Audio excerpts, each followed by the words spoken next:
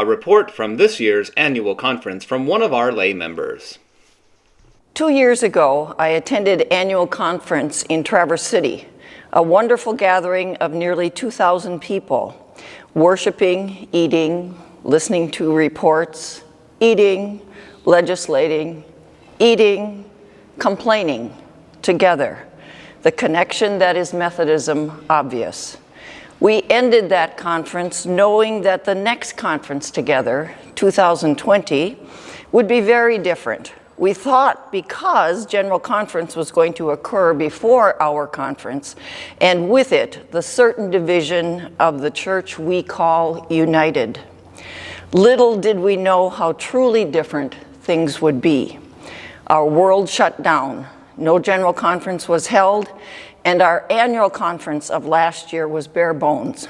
Just those things that had to be dealt with within the legal framework of the church were discussed and decided. Conference 2021 was a very different event. We have lived with the pandemic a year longer and can now see the light at the end of our long, dark tunnel.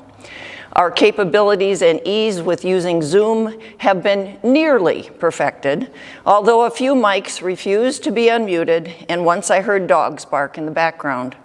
And so we conferenced, together but separate, each of us in our own homes. Not the same, but then nothing this year has been. Conference this year, called Singing the Lord's Song, was themed around Psalm 137, probably my favorite psalm, with the well-known phrase, "But how could we sing the Lord's song in a foreign land?" We have indeed lived in a foreign land this year. For a time, the Lord's song indeed seemed silenced.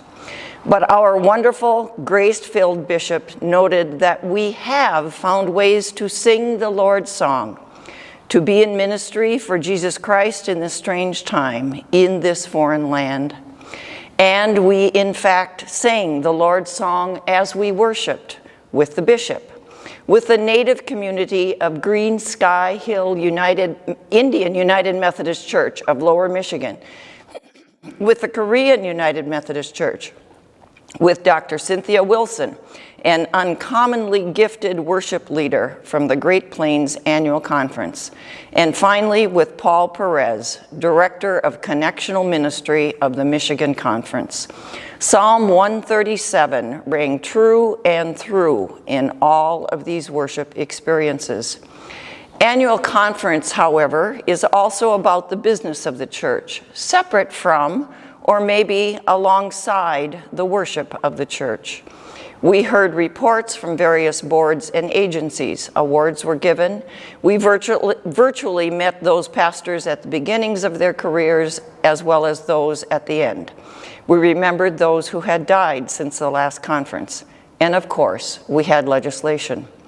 Legislation to be voted on this year included the usual resolutions on housing and rental allowances, health insurance, parsonage guidelines, equitable compensation for our pastors, our covenant partnership with Liberia, and so on. But after the events of this year, there were also resolutions having to do with education and training regarding racism, cross-racial appointments, and affirming the bishop's anti-racism working group.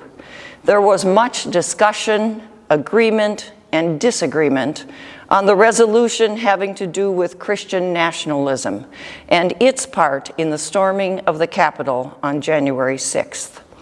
The specter of the certain untying of the United Methodist Church was present throughout, as questions were so often asked that began, "What happens if?" or "What happens when?" Our one resolution, a vote on which post-separation church the Michigan Conference would join, was disallowed by the bishop as it did not accurately reflect the protocol which will be presented at the General Conference for the proposed split. It was a good conference, impressive in worship, in the amazing use of technology, and in the caring and thoughtfulness of the participants. I love annual conference. My mother thought I was crazy because she hated meetings. And as good as this was, I did so miss being truly together. My respect and admiration for our bishop continues to grow. We are in good hands at this difficult time as we learn to sing the Lord's song in this strange land. Bishop Bard ended his introductory remarks on Friday with, "You think that an institution that is on the decline, that cannot keep itself together, that seems terribly outdated and irrelevant to some, cannot be a purveyor of grace, a beacon of hope, hands for healing, and an instrument of love? Stay tuned," he said, "stay tuned." And then he continued, "We live in strange times, and yet we are people of strangely warm hearts, strangely hopeful spirits, who know that with God, strange things are happening every day.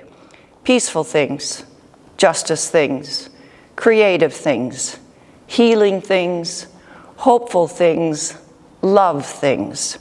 In the words of John Wesley, the best of all is, God is with us."